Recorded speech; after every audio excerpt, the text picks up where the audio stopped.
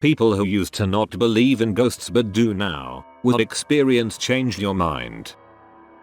I saw a reflection of myself at the end of a hallway in a friend's apartment building, only he told me the day after there was never any mirror in the hallways. Still confuses me to this day. Look up doppelgangers. Doppelganger are so scary and confusing, I still don't get what they're all about. Are they good? Bad? Real?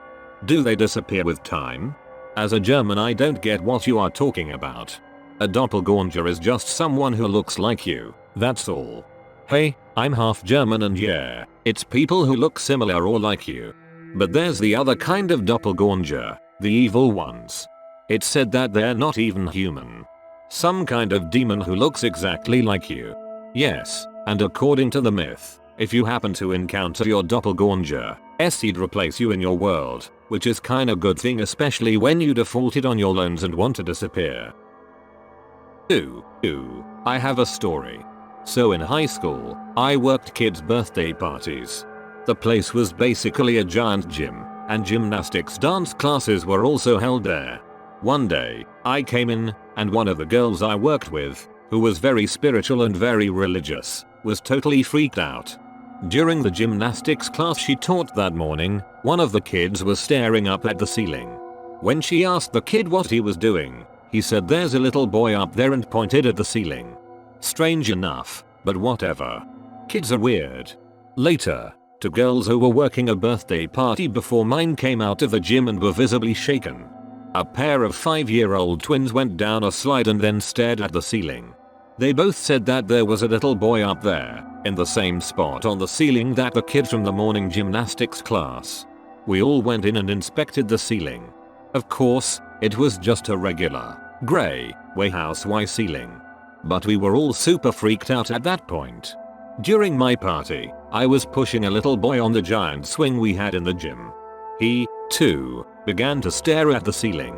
He said directly to my face, "Hey, there's a little boy up there." We told all of our co-workers and managers about the 3 separate experiences we had today with children from different parties and classes seeing a little boy on the ceiling.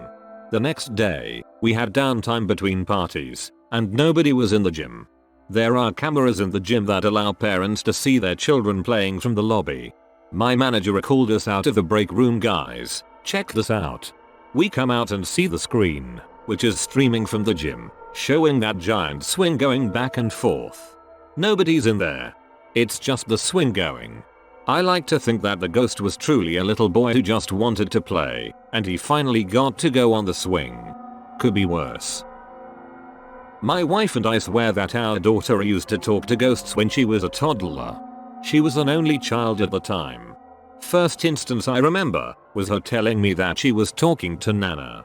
That's what I called my grandmother, who passed about 15 years before my daughter was born. My daughter was young and so I hadn't even talked about Nana to her, so I showed her a picture and asked who she spoke to. There were 4 women, 3 of which I didn't even know, but without hesitation she pointed to my Nana. Okay, no biggie. Some months later, my wife and I are trying for baby number 2. After my wife gets pregnant, my daughter is sitting next to her on the couch and puts her head on her belly and says, "Mommy, there's a baby in there." Okay, maybe that's coincidence. She overheard us saying something. A few weeks later, my wife miscarries. Maybe my daughter picked up on our sadness, who knows, but she again puts her head on her stomach and says, "Mommy, there's no baby in there anymore." Then, several months and one more, very early, miscarriage later, my daughter tells us, "I was talking to my brother last night and he said that my sister is coming to live with me soon." Again, she's an only child and had no living brother. We were still trying at this point, but had not taken any tests. We picked one up that night, and sure enough, pregnant. When time came to reveal the gender, I wasn't even interested. My daughter had already said it was a girl. Sure enough, I have 2 daughters. Oh, that's scary.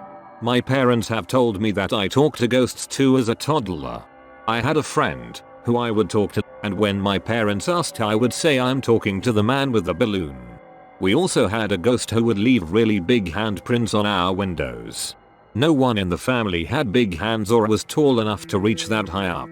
If my mom cleaned the windows the night before, the handprints would be back the next morning. I also talked to it and we called it our friendly ghost.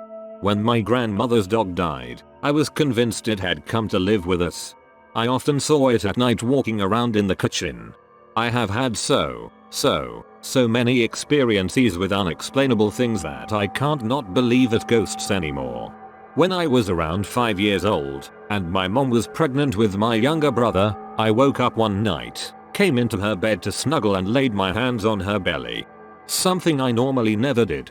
Less than 5 minutes later she started having contractions and she started going into labor. My entire childhood was filled with experiences like this. I've had a few experiences as a teenager and young adult too, but not that often anymore. A few scary ones, but mostly harmless stuff. Once when I was in university I went to go see my therapist whom I had been seeing twice a week for about 5 months. On this day he was uncharacteristically quiet and I asked him if he was alright. He said he was fine, and we continued through what would be one of our most breakthrough sessions. A lot of repressed memories came up through it that have helped me to heal. At the end of the session I asked him why he was acting differently today than other days. He said when I walked in I was accompanied by a warrior-like person. He said he had the overwhelming feeling to perform as best he professionally could that day, and that he got the sense this warrior had fought a lot of battles to protect me. This would seem coincidental, except for 10 years later I was living on the other side of the world. I had a Puerto Rican neighbor I would see occasionally and eventually got pretty close with him and his family. One day as I was walking by he kind of gets quiet and weird and then says in broken English, "Do you know there is a soldier who follows you around?" I knew instantly who he was talking about. In both instances the warrior soldier was described the same, just over 6 feet, blonde curly hair, wearing primitive warrior clothing, and strangely a white guy. Neither of these people could have known that my closest brother who passed away at 14 was over 6 feet tall with blonde curly hair, and always was my protector. Bro, you gotta stand. Aura aura aura aura aura. I was 8 when my grandma died. I was sad. So around 2 months passed and I was going at grandma's house where my grandpa lives. So I wake up at 3 AM and hear footsteps from bedroom door. I froze. I saw my grandma walking up to me and she said hello little sweetie and walked away. It was not sleep paralysis because I could move my hands and feet. At morning I told to my grandpa about it and he said I've seen grandma almost every night. She likes to visit. So don't be scared next time when you visit. Sorry for bad English. English is not my first language. I had a similar experience once at age 11 about 1.5 years after my mom passed away.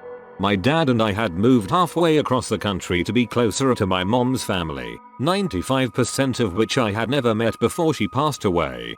Then one night at 11 PM I was in bed and I saw her in my doorway, like she was checking on me, and just left after a few minutes.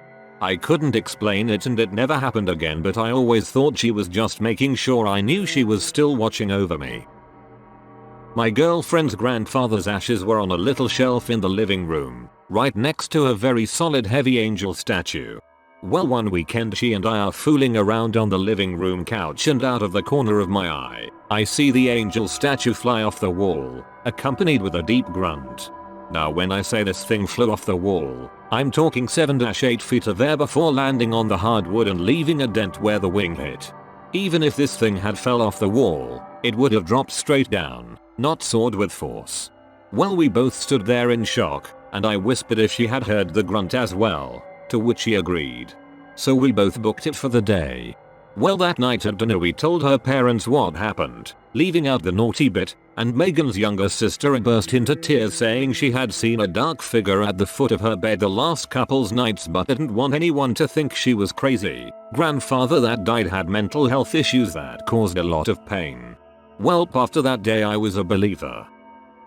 I still don't believe in ghosts, but I did have a strange experience. I had a cat who I found in a ditch many years ago. She was cute and I pet her, so she followed me back down the train tracks about a mile to my home. I opened the door for her and she went in. She was offered the opportunity to go back out, and did for a moment but then came back in. She was mine forever. I've had many pets over the years and loved them all. But this one was different.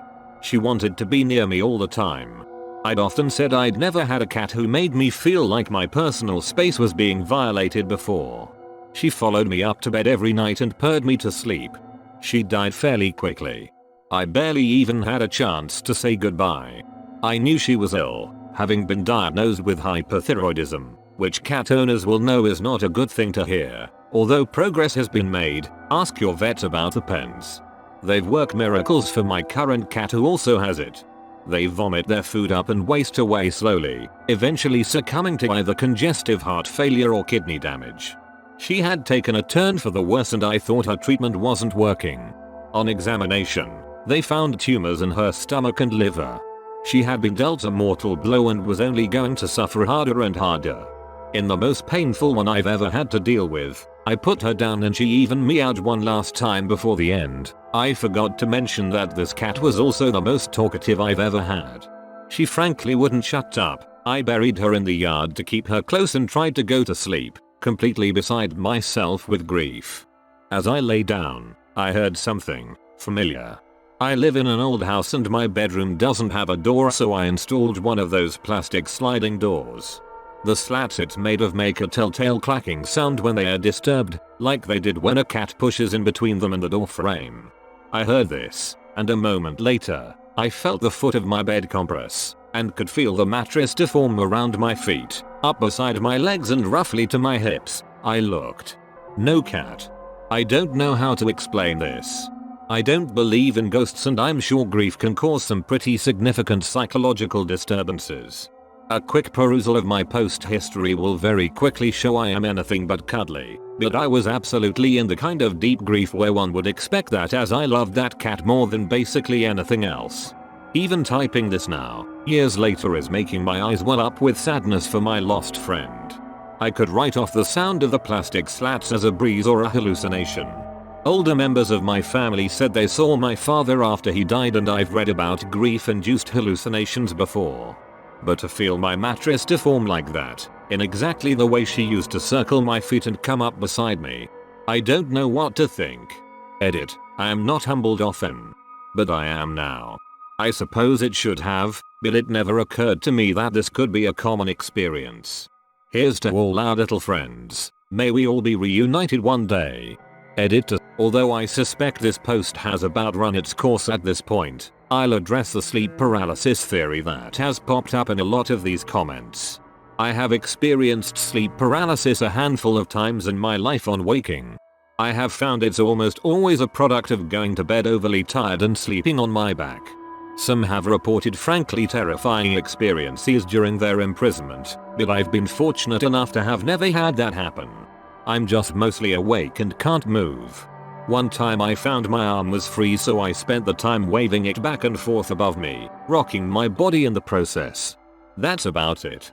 Although I don't entirely discredit the idea of sleep paralysis or a hypnagogic hallucination, my brain does not remember it that way. First off, I wasn't paralyzed. I was fully ambulatory. I just held still when I felt the bed depress because I just wasn't sure what I was about to see. It turned out I would see nothing, but I did eventually lift my covers once I had composed myself to look for her. I have had hypnagogic hallucinations before when I'm overly tired. It's always like a repeating white noise sound that repeats faster and faster and gets louder until it startles me out of the twilight state my brain drifted into. Once or twice I heard my name called real as day. That's not a fun one. I've never had a hallucination anywhere as sensory complex as feeling a cat who wasn't there impacting my mattress. Though again, not claiming that's not what happened. I don't know what happened.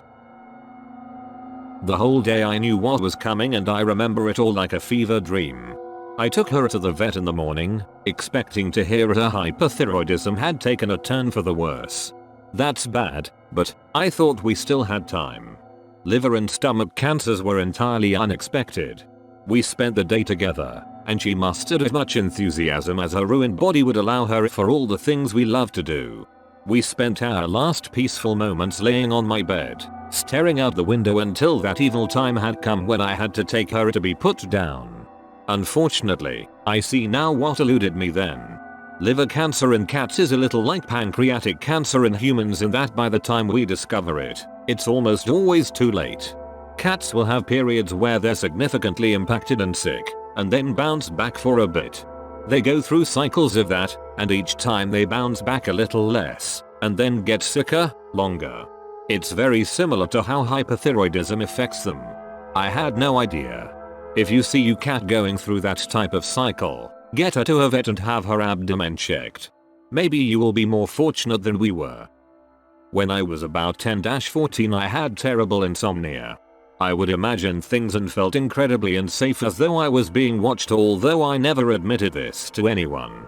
I began only sleeping on the couch, with my back against the wall, and had to have the TV or some sort of light on. I missed an immense amount of school because of this, so my mom had me see a neurologist. The neurologist diagnosed me with some things, but the crazy part was during my sleep study I slept amazingly well, no issues at all, and slept in the real bed. Eventually I got transferred to a children's hospital, and speaking to the doctor I explained I would see things and felt uncomfortable. They had thought I was experiencing sleep paralysis. When they told my mom, she went ghost white. She pulled me aside and explained she was experiencing things, too. She described in detail what I was seeing.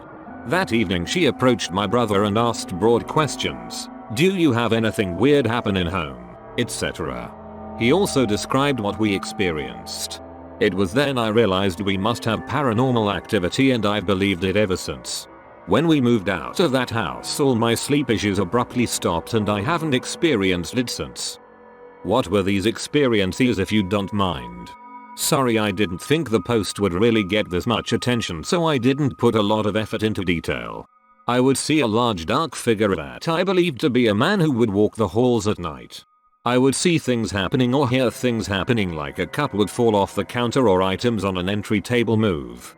One evening I remember seeing a black figure that was smaller, size of basketball, run across my bedroom floor, hit the wall, and went under my bed. As I was convincing myself it was imaginary, my mom came running in since she heard the thud. At the time we hadn't all concluded the ghost thing, so I didn't say what it was but ran out the house and spent the night at my friend's because I was terrified. My mom experienced many times the feeling of someone sitting on her bed. She said she'd think it was one of us and look, but there wouldn't be anyone there, just an indent as if someone was. There's more, but I'm at work, my break's over. I'll have to keep typing later if there's interest. Worked at a public pool. I would work alone after hours cleaning the building and the pool. One night around 2 AM I'm cleaning the change rooms. The pool has been closed for 4 hours at this time. I hear the sound of a child's laughter and bare feet running across the pool deck. I go out and scan the area. There's nobody in sight. The doors are all closed and locked. There is nowhere a kid could be hiding. No wet footprints on the pool deck. I recheck the doors and the security monitors. I am the only person in the building. It was unsettling. I'm a firm believer in the stone tape theory, emotions happening so strongly and events happening so frequently that they get etched into time, repeating themselves. Explaining all of the ghosts that seem to do the same thing every time. Time doesn't have to be a perfect linear. I think there are ripples and wrinkles.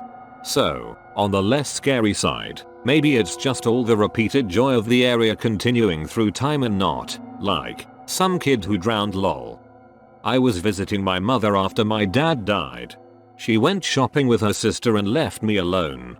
I heard my dad as plain as day up in his room. He got up from his computer chair, walked over to the door and opened it. He walked down the stairs and stood on the last step for a few seconds before walking back up to his room and closing the door. I was probably 5 feet from him in the living room. I just froze. It scared the hell out of me. I'll be right there, God. I just gotta clean out this hard drive and search history before anyone else can see what I was into. You know, now that you mention it, my brother knew my dad's password on his computer and it stopped working after that. We were locked out of it, so we just factory restored it. Weird, man. Most of my family is extremely religious and believe in ghosts wholeheartedly. Most of them claimed to have seen something paranormal at some point in their lives. I wasn't very religious, and I always thought to myself, if I haven't seen it, then it's not real. That changed during my senior year in HS. I was dog sitting at my great aunt's house while she was out of town for a few days. A little after midnight, I'm watching a movie and my aunt's dog starts barking like crazy and runs up the stairs at full speed. The dog was small, but fierce. Suddenly, I clear as day heard a gravelly voice at the top of the stairs say "bad doggy." The voice was deep and masculine. I went upstairs because I was certain nobody else was supposed to be there. I looked around and there was nobody in sight. The dog was still barking at something that I couldn't see. She was just barking at an empty hallway. That's when I heard footsteps walking away from us down the hall and into my aunt's bedroom. I could hear the footsteps, but I couldn't see anybody making them. I noped the fuck out of that house with the dog and went outside in my car. The dog and I slept there for the night. I'm not entirely sure WTF I experienced that night, but I definitely believe in the paranormal now. I never told my aunt about what happened, but apparently my great uncle, her husband, had died in that house a few months after I was born. I never knew him, but I'm willing to bet that it was him who I heard that night. I was staying in the Stanley Hotel in Estes Park, CO, the hotel that inspired Stephen King to write The Shining. Around 1 AM I heard what sounded like children running up and down the hallways interspersed with laughter. Opened the door to see what the hell was going on, and didn't see anything. Quick little buggers, I thought. Then the next morning when my so and I took a tour of the building, the guide stopped directly in front of our room to tell us the story of young girls whose ghosts can be heard running up and down that same hallway. My parents have stayed at the Stanley and experienced the exact same thing. Not super loud but clearly, kids playing in the hallway. When they checked out, the front desk person kept asking how things were during their stay. My mom kept saying things were fine with no problems but the agent kept asking. So my mom finally said that if she had to say something, someone's kids were playing but they were not disturbing them. That was when the agent told my parents that since it was end of season, they were the only people in that area and no children were registered anywhere in the hotel. Apparently it happens all the time in that area of the building and the agent was trying to see if they experienced it without asking a leading question about ghosts. I was always on the fence about ghosts because there was no scientific evidence of them being real, and I was going through a big question phase with religion afterlife at the time anyway. But my family moved into an old farmhouse when I was 12. This was a very old farmhouse with a build date around the Civil War. The original owner's name was still on the old barn out back and we found numerous old antiques built into the walls when we completely renovated the place. A few odd and end things happened after we first moved in, but distinct things started happening to myself after I turned 16, but never to my sister until after she turned 16 too. The most prominent memory I have. The upstairs consisted of 2 bedrooms. One bedroom was the room at the top of the stairs. The second bedroom was in a separate room just to the left of the top of the stairs. I had the private room and my sister's room was the landing.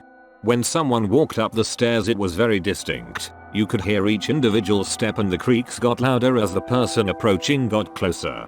So one night I am sitting on my bed watching TV or something and I hear my sister come up the steps and go lay on her bed, so I start talking to her. When she doesn't answer me I get annoyed and go into her room to figure out what her problem is, only she is not in there. My mind was blown because I know I heard her. I call for her and she had been downstairs the entire time. We never felt threatened, but it did seem that this entity liked picking only on women. Even my mother, who absolutely doesn't believe in ghosts, had to admit some odd things had happened. I think the funniest thing was having my ponytail pulled while I was doing the dishes. I don't know why it was so funny, it just cracked me up that whatever it was felt like playing with my hair. So my grandma used to live with me. She was in the room next to mine and would get up in the middle of the night to use the bathroom, which is in my room. There is drop from her room to mine, so we put a nightlight outside the bathroom so she could see the way. It was like this for about 12 years. Only a few days after she had passed away I was in my bed with my cat and dog reading a book or something. I remember my cat and dog both waking up and looking to the night light. My cat got up and went to the light, pawing at it and making nosies. My dog just stayed still, not barking. I would grab him so he would calm down or go to sleep, but he never took his eyes off that spot. That's when I saw what I can only say looked like light bend around the night light. I was positive it was my grandma coming back to use the bathroom and or check on me in the house. To this day, she died about 5 years ago. I still have that nightlight there and turn it on every night for her. I haven't seen her or experienced anything like it again, but I'm sure she's still around. Edit. Last night, a little past midnight, I wrote her a letter. I then left a sticky note behind it and thumbtacked it to the wall right under the night light. I regret to inform that nothing happened, though I did feel that good kind of bad when writing it. I leave on vacation for 2 weeks tomorrow, so I'm going to leave the note one last night for her. We'll see what happens then. When I was in 5th grade, I was playing with silly putty in my room when my mom called me down for dinner. I had molded it into a ball and placed it down directly behind me. I'm talking as soft as can be here. When I stood up to go downstairs, I felt something hit me in the back of my head with some force. So I turn around and see my silly putty ball, not on the ground anymore, but bouncing on my windowsill until it eventually rolled back onto the floor. Needless to say, I ran downstairs hysterically trying to tell my mom what had happened. My aunt used to live above a convenience store. It was a duplex and had a mudroom that connected the front doors to each apartment. The other apartment was empty and unlocked, so my cousins and I would hang out in there. One night we are playing hide and seek in the empty apartment. My cousin and I are running from the seeker and the hallway door slams shut in front of us. We freak out and end the game because we are too scared. We tell our parents and my aunt happens to have a night vision baby camera. She sets it up in the living room of the empty apartment and we can all see it on the TV in her house. We are watching it for about 10 minutes. Dust is flying everywhere and nothing is happening. Out of the darkness, a Pepsi can rolls up and hits the base of the camera. Everybody is like, WTF, this bitch is haunted. I never went up the stairs alone to get to her house again. I was too freaked out. About 3 years ago, the entire building burned down unfortunately. I don't know the cause.